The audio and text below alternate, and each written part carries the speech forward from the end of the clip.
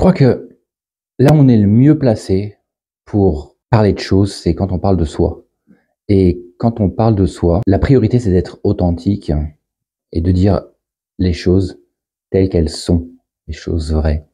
Et de par mes expériences entrepreneuriales à travers le monde, aujourd'hui, c'est vrai que j'ai eu la chance de voyager beaucoup, de tester, échouer, de réussir, mais surtout d'être résilient pour toujours être là, aujourd'hui, à faire ce que j'aime. Et justement, c'est ça dont je voudrais parler, ce que je voudrais vous partager aujourd'hui, c'est un entrepreneur, quel qu'il soit, il va échouer, il va vivre des échecs, il va faire des erreurs, mais tout ce qui compte, c'est de savoir se relever, savoir se relever. Je dis pas pouvoir se relever, mais savoir se relever.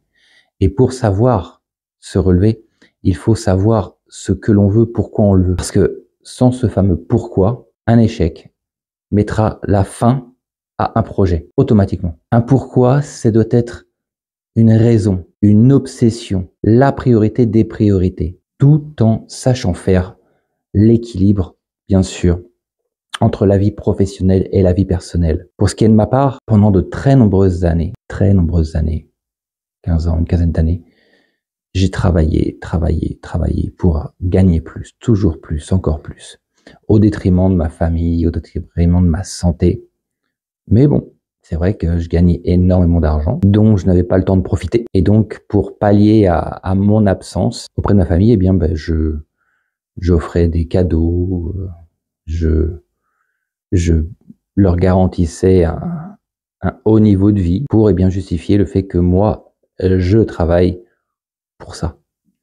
Et quand à un moment dans la vie, il y a des signaux d'alarme comme ça qui retentissent, eh bien on a deux possibilités. Soit continuer, s'entêter dans ce que l'on fait, c'est-à-dire qu'en fait suivre son ego qui veut toujours plus, avoir plus, faire plus, mieux que les autres. Ou alors on écoute un peu son cœur et on se dit bon, j'ai bien profité, j'ai beaucoup travaillé, maintenant est-ce que je pourrais peut-être un peu ralentir la machine et justement bien profiter de ma famille, de mes enfants. Et c'est là que le challenge se pose en fait.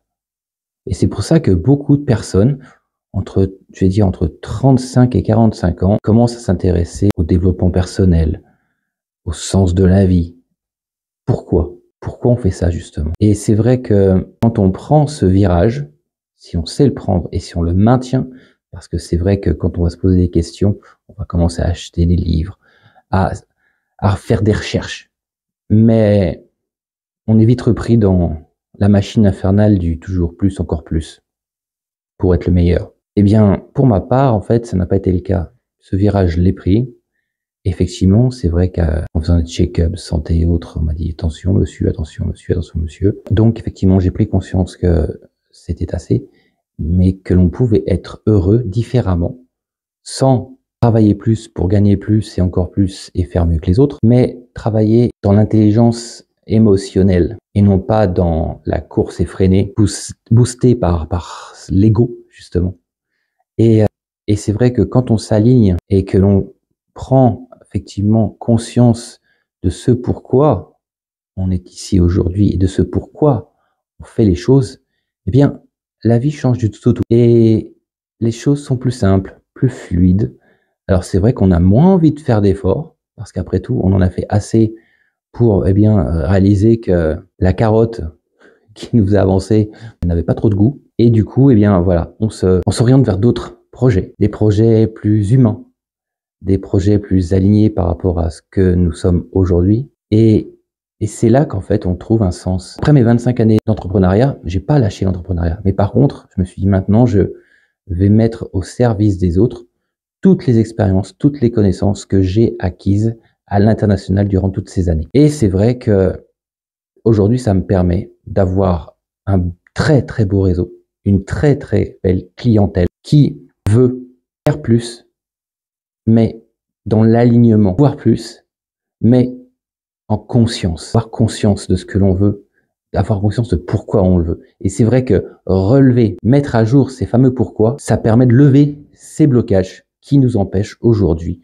eh bien, de passer à la vitesse supérieure, de passer au niveau supérieur, je dirais même, c'est-à-dire de faire les choses facilement, dans la fluidité, sans stress, en se détachant de ce fameux ego qui nous pousse plus, honnêtement, vers le ravin que vers les sommets. Et ça, c'est ce que j'adore transmettre aujourd'hui aux dirigeants, aux chefs d'entreprise, aux entrepreneurs, aux porteurs de projets, même justement, ceux qui se lancent également.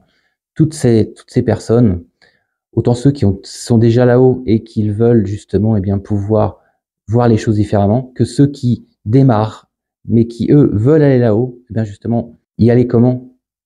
Y aller mieux, y aller en conscience, justement. Et c'est vrai qu'aujourd'hui, oui, effectivement, je ne gagne plus les 20 000, 30 000 dollars mensuels que je réalisais avec mes hôtels, mes restaurants. Mais maintenant, je suis épanoui. Mon niveau de vie est pratiquement, oui, franchement, le même que lorsque j'étais dans des îles paradisiaques. Je profite de la vie. Je profite de ce que je gagne. J'en fais profiter ma famille. Et en fait, c'est ça un équilibre.